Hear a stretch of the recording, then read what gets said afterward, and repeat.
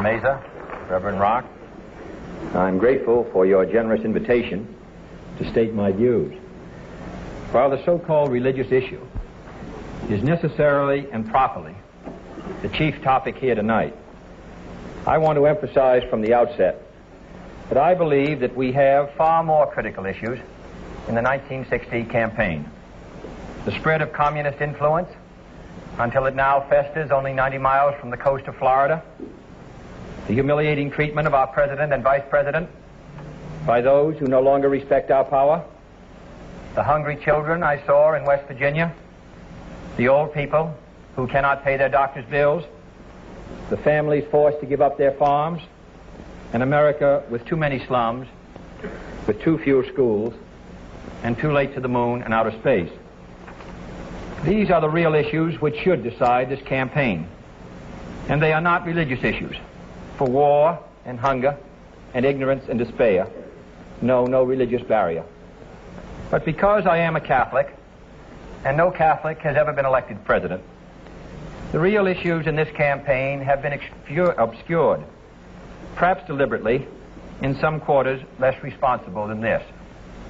So it is apparently necessary for me to state once again, not what kind of church I believe in, for that should be important only to me, but what kind of America I believe in. I believe in an America where the separation of church and state is absolute, where no Catholic prelate would tell the president, should he be Catholic, how to act, and no Protestant minister would tell his parishioners for whom to vote, where no church or church school is granted any public funds or political preference, and where no man is denied public office merely because his religion differs from the president who might appoint him or the people who might elect him. I believe in an America that is officially neither Catholic, Protestant, nor Jewish, where no public official either requests or accepts instructions on public policy from the Pope, the National Council of Churches, or any other ecclesiastical source, where no religious body seeks to impose its will, directly or indirectly, upon the general populace or the public acts of its officials, and where religious liberty is so indivisible that an act against one church is treated as an act against all. For while this year it may be a Catholic against whom the finger of suspicion is pointed, in other years it has been, and may someday be again, a Jew, or a Quaker, or a Unitarian, or a Baptist. It was Virginia's harassment of Baptist preachers, for example, that led to Jefferson's Statute of Religious Freedom. Today I may be the victim, but tomorrow it may be you, until the whole fabric of our harmonious society is ripped apart at a time of great national peril.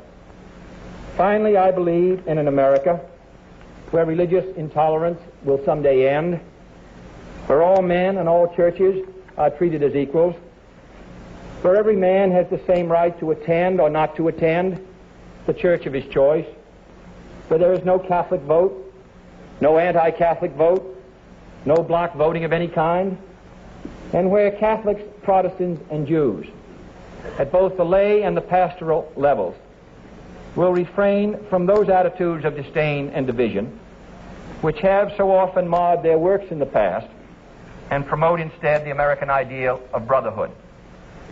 That is the kind of America in which I believe, and it represents the kind of presidency in which I believe.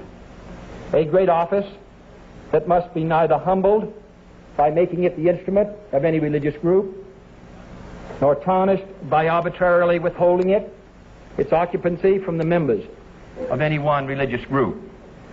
I believe in a president whose views on religion are his own private affair, neither imposed upon him by the nation, nor imposed by the nation upon him as a condition to holding that office. I would not look with favor upon a president working to subvert the First Amendment's guarantees of religious liberty, nor would our system of checks and balances permit him to do so. And neither do I look with favor upon those who would work to subvert Article 6 of the Constitution by requiring a religious test, even by indirection. For if they disagree with that safeguard, they should be openly working to repeal it. I want a chief executive whose public acts are responsible to all and obligated to none, who can attend any ceremony, service, or dinner his office may appropriately require him to fulfill, and whose fulfillment of his presidential office is not limited or conditioned by any religious oath, ritual, or obligation. This is the kind of America I believe in, and this is the kind of America I fought for in the South Pacific and the kind my brother died for in Europe. No one suggested then that we might have a divided loyalty, that we did not believe in liberty, or that we belonged to a disloyal group that threatened, I quote, the freedoms for which our forefathers died. And in fact, this is the kind of America for which our forefathers did die, when they fled here to escape religious test oaths that denied office to members of less favored churches, when they fought for the Constitution, the Bill of Rights, the Virginia Statute of Religious Freedom, and when they fought at the shrine I visited today, the Alamo. For side by side with Bowie and Crockett died Fuentes and McCafferty and Bailey and Bedelio and Carey, but no one knows whether they were Catholics or not, for there was no religious test there. I ask you tonight to follow in that tradition, to judge me on the basis of 14 years in the Congress, on my declared stands against an ambassador to the Vatican, against unconstitutional aid to parochial schools, and against any boycott of the public schools, which I attended myself. And instead of doing this, do not judge me on the basis of these pamphlets and publications we have all seen that carefully select quotations out of context from the statements of Catholic Church leaders, usually in other countries, frequently in other centuries, and rarely relevant to any situation here.